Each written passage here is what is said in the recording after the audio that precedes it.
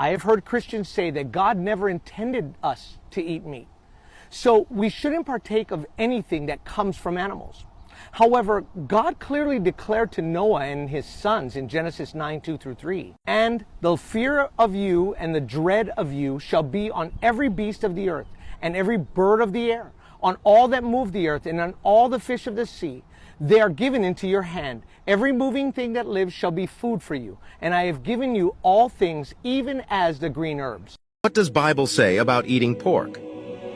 In the Old Testament, specifically in the book of Leviticus, God provided the Israelites with dietary laws that included restrictions on the consumption of certain foods, including pork.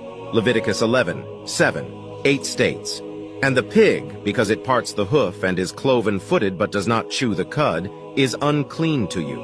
You shall not eat any of their flesh, and you shall not touch their carcasses. They are unclean to you."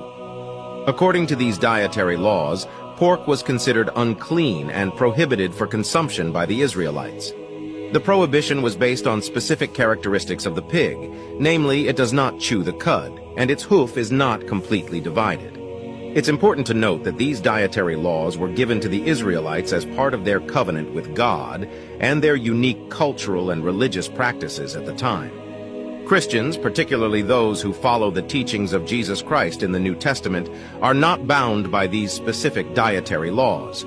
In the New Testament, Jesus declared all foods clean in Mark 7:18-19, stating that it is not what goes into a person's mouth that defiles them, but what comes out of their heart.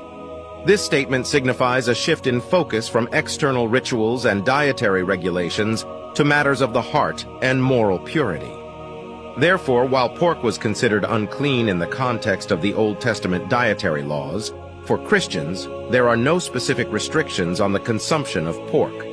Christians are generally free to make their own decisions regarding the consumption of pork based on their personal convictions, cultural practices, and health considerations.